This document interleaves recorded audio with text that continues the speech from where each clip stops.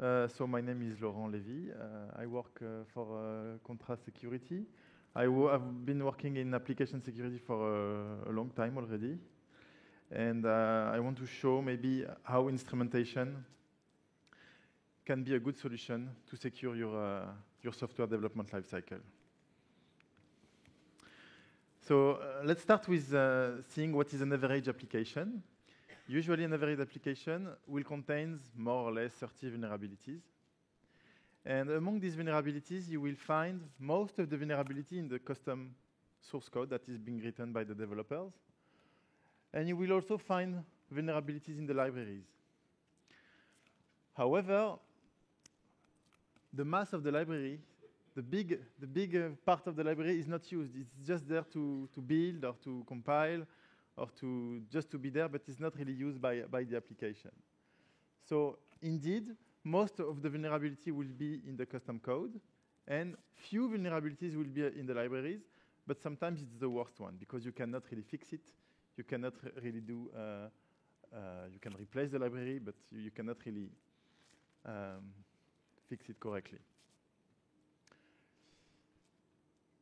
So if we see exactly what are the attacks, you can see that for maybe 20 years already, we have cross-site scripting, path traversal, SQL injection, method or parameter tampering. It's always the same vulnerabilities that are being done all over your application and all over the internet. What it shows, I don't know, maybe the problem has not been solved already after 20 years. So eventually, we would like to show another way to do. Another problem also is that, with Agile, you don't have a release a year, so you don't have a lot of time to do security. Probably you know that more than me. And if you have a release every week or every day, then you have to do maybe better than what is being done already. And this is about instrumentation. So instrumentation is not something new. For example, you can do this with your smartwatch that monitors some of your vital signs. And eventually one day, the watch will know more about you than yourself. So this is what is instrumentation, just to explain. Also, in the plane industry, they are doing a lot of instrumentation. And if you guess how many plane crash there was in 2017, 0. 0 crash plane in 2017.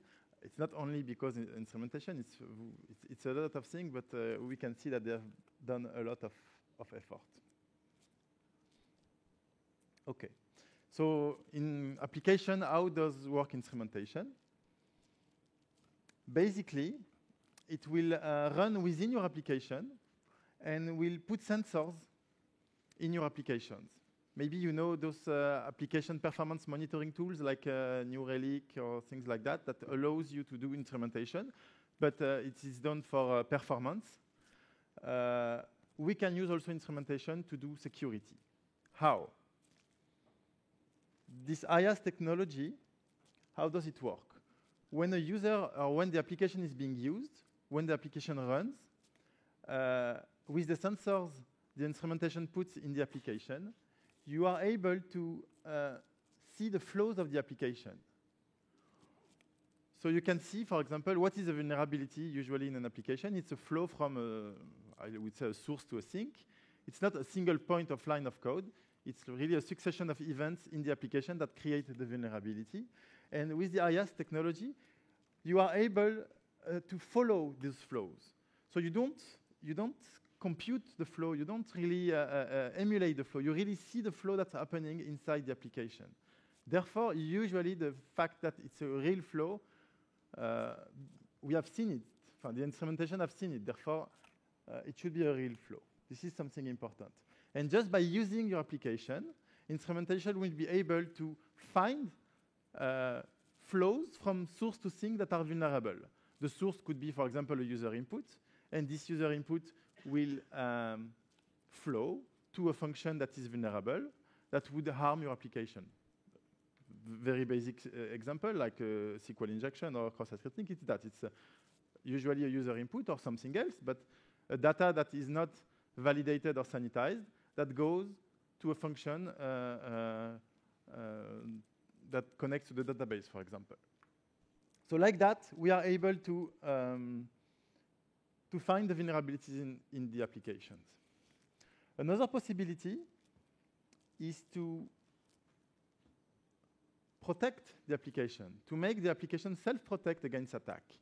So by attacking, an attacker could attack the application, and in the same way, instrumentation can see what this attack is doing inside the application. Will it really harm the application? Will it not harm the application? Will it do something? So the Rust technology sees that and can block the request or the attack in real time, or monitor, whatever you prefer.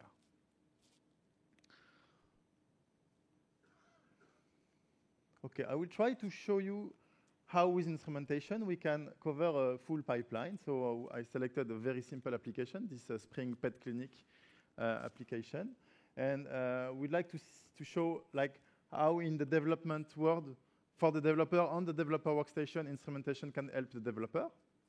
And then how on the QA, also in the continuous integration pipeline or wherever, instrumentation also can find the results and help you. And finally, in the production, how the application can be protected against attack.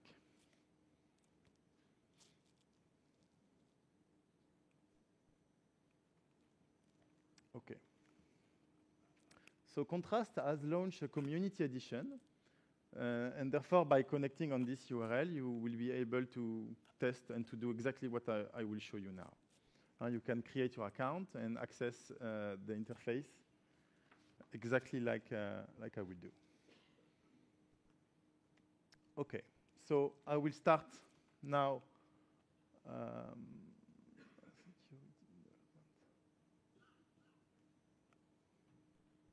Okay, so let's go on my development environment. This is my development environment. And what I want to start with is to connect on my community edition. So I log in. And I want to instrument an application. So instrumenting an application is quite easy. You just download the file.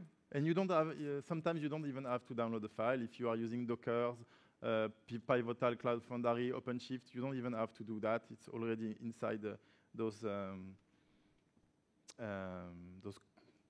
container manager, I don't know how you call it. But here I will just download this file. And then I will add this line in my POM XML if I use a Maven or directly in my IDE. So here is my IDE, and I will start an application. So I have already created an application. So this is Spring Pet Clinic. And let's start it. So this should start it. Okay, so the beginning, you can see that I have added this command line argument somewhere in my POM XML, and we can see that it's loading. So now my application is instrumented, my application is loading, and in a few seconds, I should be able to connect to it.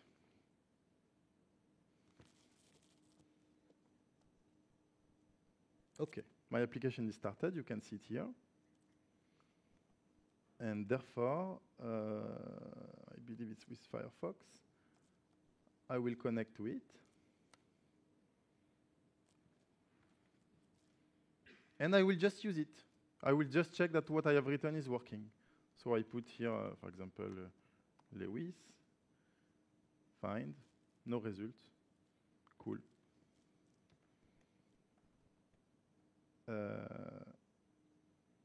Okay, we don't see, but you see I have received a Slack notification that there is a critical vulnerability in my application. So let's just click on it. Where is it? It's there. So I have just, by using my application, by checking that my code is working, I have just found that there is a vulnerability. I did not scan, I did not do anything. I would just use instrumentation. I follow the flow of my application, and I saw that this user input or this request, this HTTP request, leads to that SQL query. And we said that SQL query was vulnerable to SQL injection. So if I want to go in the detail, I can see here what is the flow, what is the attack vector of my vulnerability. So it's a succession of nodes. Every file and line of code in my application shows me that here I am doing a string concatenation of my last name to run my SQL query. Okay, cool. So this was on Slack. We can also see this directly inside the IDE. So for example, here I found a vulnerability. I click on it. I see that there was a string concatenation, and I should be able to click here to see that indeed I had a string concatenation of my user input to create my SQL query. The fact that we do not have to scan, we don't have to do dast, we don't have to do anything, you see that this instrumentation really see what the application is doing in real time and continuously. So every time this application will be used, the vulnerabilities, you will get a security test in the background. This is the key. So it don't slow me down. Why? Because I just work as usual, and just by testing my application before check-in, before I do my check-in, I'll be able to get my vulnerabilities and to fix it if I want to fix it. This is the idea. Okay. The good thing about the instrumentation, I believe, is the accuracy of the results, because an automatic solution is very good, but if half of my results or most of my results are not interesting or are false positive, it won't be very useful for me. With this instrumentation technology, you can check and test on this OWASP benchmark project. It's a project that you can download on the internet and test maybe with the community edition what are the results. And you should be able to see that the accuracy is very, very good compared probably to other solutions. Okay, so basically I have downloaded a file. And sometimes I don't even have to download this file. And I include this into my build somewhere, into my Maven, into my Gradle, or into my whatever process I have. It's not complicated. And once it's integrated, every time people, developer, or whoever will use the application, it will report the vulnerability in real time. It will report attacks and vulnerabilities. So this is the idea. Okay, the key is this. You just have to add this somewhere into your application, if it's a Java application for sure, and this application will be instrumented. Okay, now let's try to see how it works in QA. So I will, okay, yeah, you have seen that it integrates quite well with Slack. No need to integrate with other solutions, with Slack or with Chrome. So the developers will get these vulnerabilities in real time without having a Jira ticket to manage or something like that. It's before check-in. I don't have to manage the vulnerability. I get my vulnerability while I am writing my code. Like in Word, when I write a document, I get my vulnerabilities like I write my document. It's not exactly when I write it, but it's when I test it. But it's unlikely that a developer will write code and will never check that it works. And this is enough for us, or for the instrumentation, to find the vulnerabilities. So now, let's see how we can do this in a continuous integration. So I will go in my QA environment, and I have Jenkins. This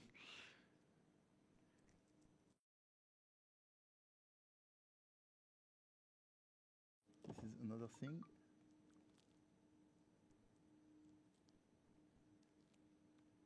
Where is my Jenkins? Just a second.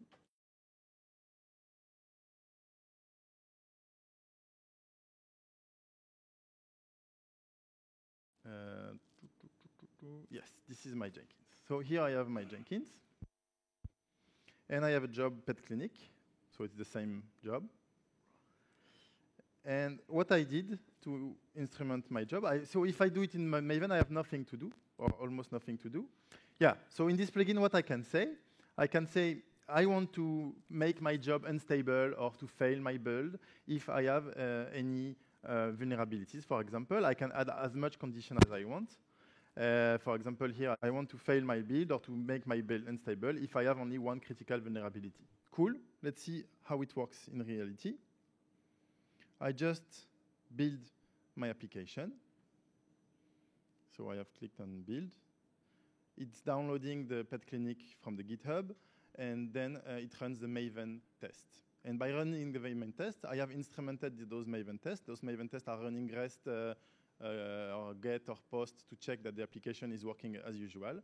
And just by doing that, we managed to find the vulnerabilities in the environment. So we will check here. Here I have my application pet clinic. I have 3 environments. My development environment, this is for the developer, and we got vulnerabilities, but eventually the developer will fix it even before the check-in. And then after the check-in, I am in my QA environment, and in my QA environment, I am able to find my vulnerabilities. So this job is running now, I believe, and has finished. And what we see that we can see it here, or we can see it in Slack. I just refresh the page.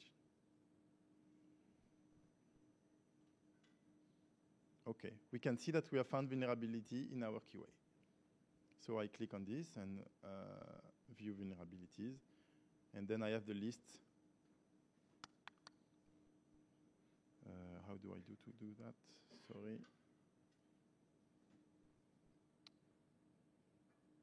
OK. OK, I got the list of vulnerabilities I have found during my build in my Jenkins. So you see, you don't have to scan, you don't have to do anything complicated. You just run your application as usual with your functional test or your regression test or whatever test you have. And eventually, the instrumentation will run and we'll see what's happening. We'll find the vulnerabilities. So like that, you do not slow down your build process. You just continue working as usual, just you add this instrumentation to be able to get your vulnerabilities. So this was some Maven tests. I have also an example with Selenium tests. Maybe you have Selenium tests. It's the same ID. If you have Selenium tests, you will be able to instrument your application and run your Selenium test to get your vulnerabilities. So now it's on another machine, but it will run an application called Ticketbook. And just after, it will instrument it, and just after, it will run my Selenium test. And just by running my Selenium test, I get, for every Selenium test, a security test in the background. So it should be automatic, so let's wait a bit. OK, yeah, you can see it behind. Selenium is running now, and it's checking my application. So even if my unit test doesn't do such test, I can do it on Selenium or whatever mechanism that is checking the application. OK, and once I do this, I can get, sorry.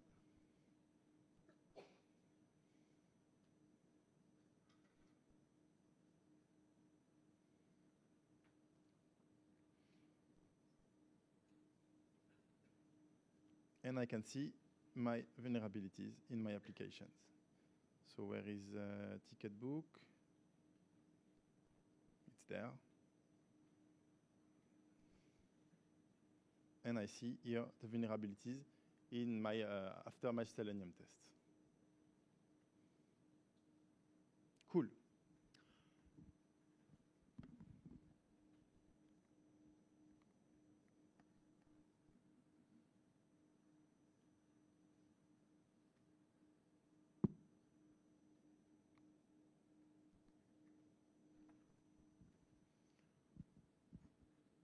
So, yeah, I forgot to show something. It is also, for the QA, we can integrate this with, for example, Jira, and automatically open the Jira tickets, or semi-automatically open the Jira tickets if there is vulnerability. So this is what I have done. And if I connect here in my Jira, where is my Jira? It's not there.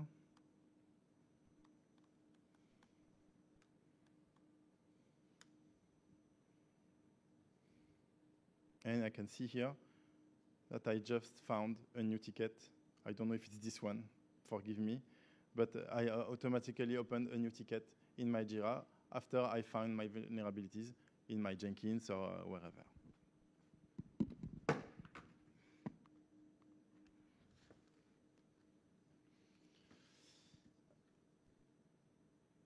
So instrumentation with the plugins can fail the build, can set the build unstable, and can automatically or semi-automatically create tickets in your tracking system. Another thing that is being done is the root coverage. So the instrumentation can see all the possible traces or routes in the application and can show you what you indeed have exercised and what you have not exercised. Like that, it gives you a good view of the coverage. Because you would say, yeah, okay, if I don't have any test on my application, do I really have these benefits of this instrumentation because I am not using my application? Well, first, in the development side, usually the developer will test what he has written before he does the check-in. So this is good enough. And I don't need a big test. I just need to check that what I have written is working. This is more than enough. That's why this route coverage will show you all the possible routes of your applications, and it will show you how many routes have been exercised, so you have a good idea of what coverage you have done. This is most useful for the QA step, because on the QA step, okay, you want to run a minimum set of tests to be able to say, yes, this is secured, or this is not secured.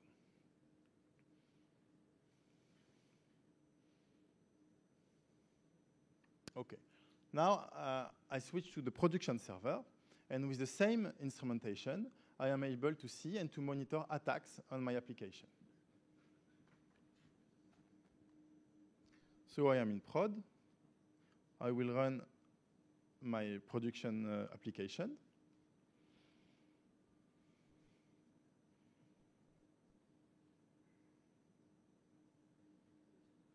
So I can see here that it is instrumented.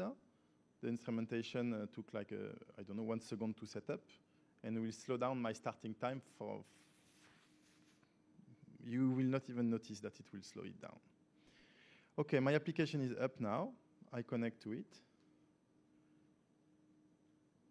Yeah, so before that, I wanted maybe to show in my dev,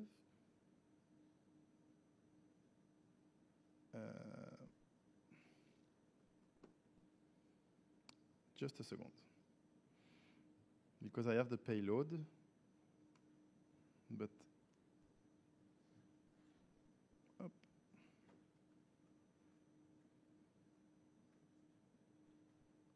okay, so I put this payload here, and I click. You see, I managed to get all the data from the table. This was the SQL injection exploited. But now in production, I will do the same, and I will try to exploit with this payload. And what you see, SQL injection happened, or detected, sorry. So the system saw that this was a malicious payload, and it's not like a WAF, because on a WAF, it would block directly on the HTTP layer. But no, here, it follows the HTTP layer inside the application and checks that this payload is really exploiting the vulnerability. If it's not exploiting a vulnerability, there is no need to block the user, because this is the big problem of web application firewall. Web application firewall block the traffic and break the application. So with the RASP technology, you are able to see that the attack is really harming the application. If it's not harming the application, there is no point to block the attack. So I will go now in here, and I will see that 2 attacks happened. And they were blocked. So I can click on the attack. So yeah, there should be 3 attacks now.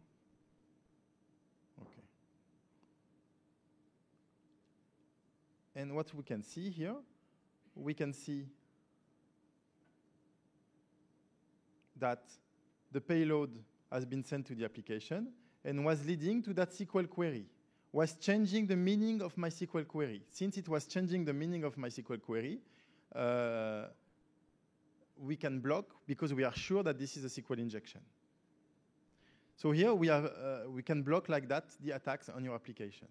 For example, if you have a vulnerability in your library or in a component that you do not develop yourself, it will be very difficult for you to fix the vulnerability inside. So this protect feature, this RASP solution is able to block this kind of attacks and to protect your application, to make your application self-protect, for example, for libraries that are vulnerable, or for components that you cannot or you do not have the source code. Okay.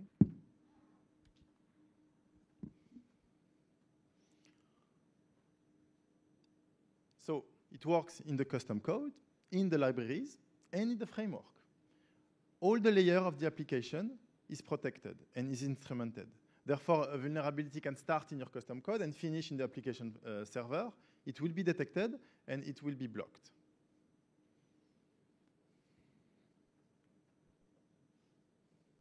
Well, it's easy to deploy. And again, if you are using Pivotal or OpenShift, within a checkbox, you can deploy instrumentation. Okay. This is an example of what happened, I think, last year. This company had a big vulnerability in struts that was discovered in March and was detected only, if I'm not wrong, in July.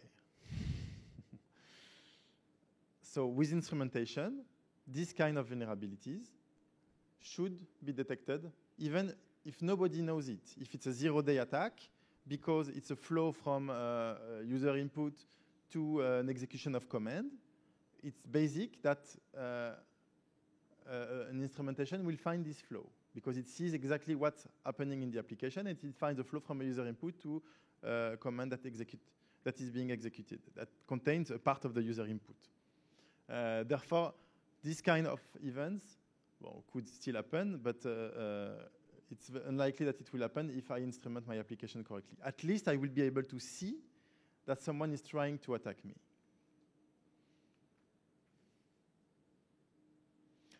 Another thing is that since it's running on the application layer, if it's encrypted, or if it's hashed, or if it's base64 encoded, there is no problem. Because inside the application, you are able to see that this item or this payload is being decrypted or decoded, and then we have the real value of the payload. Like that, we are able to find, our instrumentation would be able to find whatever protocol you are using, whatever security you are using, will be able to find that there is an attack on your application.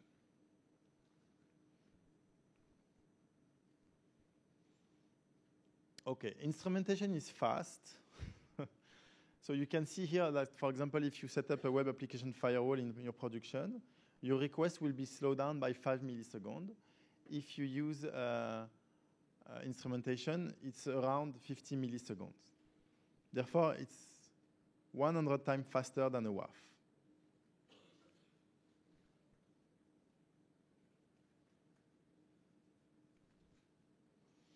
So if I want to wrap up a bit, here we can see that my developer will get notified of the vulnerability in real time without changing the way of working. My continuous integration will benefit from security without even having to scan or to do whatever, just to run as usual, and I could also protect my application on the production side with the RASP technology.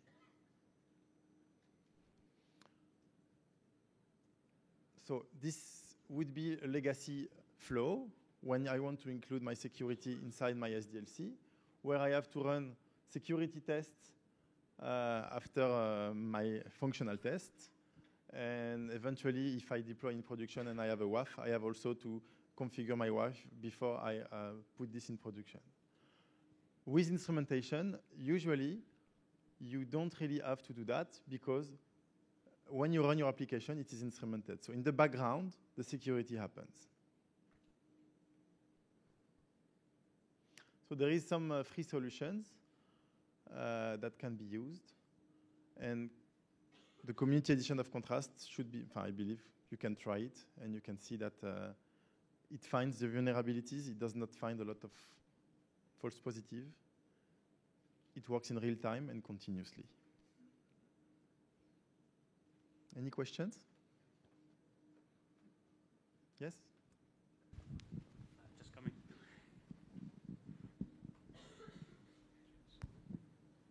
Hi. So, yeah, this looks like a good solution, but does it cover, because your example shows Spring, and a lot of solutions like AppDynamics and others work really well if you're using Spring and things and sort of really standard. But if you're using, for example, Lagom or Netty or Vertex or arguably more modern Akka HTTP, those solutions don't work so well. So does Contrast work well for non-Spring-based solutions, where it's arguably harder to track through the application code? So yeah, it's per framework. You can go on the website. I think most of the famous framework in Java are supported. I'm not sure about Vertex, but Netty, Jetty, and those ones are supported. Xenon is supported. I don't know. There is like 20 frameworks that are supported. But yes, so for every framework, you have to do some work. So depending of your framework, eventually you will be able to instrument your application now or in a few months. So the community edition supports Java application only, but Contrast provides an enterprise solution for .NET, for Node.js, for Ruby, for Python, and also for Java. So I have another question regarding false positives. So if I, as a developer, run it on my machine, get a false positive, I guess I can handle that. But if the system goes into production and there's still a false positive in, I get flooded with like thousands and tens of thousands of warnings in my Slack channel. Is there a way to handle that? Like so to exclude some of them? In the production, you should not, because in production, the solution does not detect vulnerabilities, only blocks attacks. Okay, let's say QA. So in QA, if you have false positive, yeah, you can do like usual. You can teach the system that this is not a false positive. You can define, for example, the way we would have a false positive. Now let's explain the instrumentation. We have the good data flow graph. So we should not have a vulnerability because the data flow graph is wrong. So this eliminates 90% of the false positive. A false positive would be, okay, I have a validation function or a sanitation function that the system missed, and you can easily teach the system that there is this function that is doing validation of my user input or of my input, or this function that is sanitizing my input. This is already inside the solution. Maybe I can show it.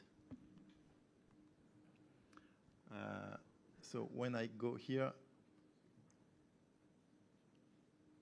security controls, and here, automatically we detect some security controls, and then you can say, yes, this is indeed a sanitizer, or this is not a sanitizer, or whatever. And just by doing that, it will eliminate the false positive you have. Then sometimes it's a false positive because you decide that it's by design. And in that specific case, yes, you have to say that this is not a result because by design it's not a result. Then you should not be flawed because the Slack integration will be only on the development side, will not be on the QA side. On the QA side, it's even worse. We will open Jira tickets. So we will be flooded by Jira tickets. And that's why I say it can be automatic or semi-automatic, depending on how much you trust or how much it works on your application. Thank you. Okay. Is there any benchmark regarding resource consumption between Instax code and the code itself? Can you repeat the question? Is there any resource consumption? Yes, benchmark? there is resource consumption. Yes, there is resource consumption. So I explained that on the production side, you will have an overhead of 5 milliseconds, which is 100 times less than a WAF. And on dev or on QA, I don't know, on QA, for example, your functional test usually will take 30 minutes to run. So with the instrumentation, it will take maybe 40 minutes. You see? You don't really have to care about. Nobody cares that it takes, maybe some cares, but I don't really care that it takes 30 minutes or 40 minutes. And on my development side, since I do only one request, so my request takes maybe 1 second to test. So with the instrumentation, it will take 1.5 seconds. You will probably not notice it. What you will notice is when you run your application, yes, it takes a few seconds to set up the sensors in the application. This is about 5 or 6 seconds. Okay, Thanks for the talk. I've noticed with App Dynamics or New Relic, it works really easily out the box with microservices communicating over HTTP, but sometimes things get missed that are getting sent over RPC or going into Kafka, RabbitMQ. Have you noticed similar issues with contrast? Yeah, that happens. I hope the less possible, but that happens. It does not work well because the framework or the technology is not well supported. But most of the time, that works well. And if it doesn't work well, then you do another way. But for example, before everybody was doing load runner to test the solution from the outside or Gmeter or whatever. But now with solution like App Dynamics, it's done in real time, in the background, and all the time. So if I do like a similarity, what you were doing before with Gmeter, maybe you do it with App Dynamics, and it's much better. What you would do with a Dast or a SaaS solution, you will do it with instrumentation, like App Dynamics, and it should be much better. Thank you. Well, I think that's the last question, so thank you very much.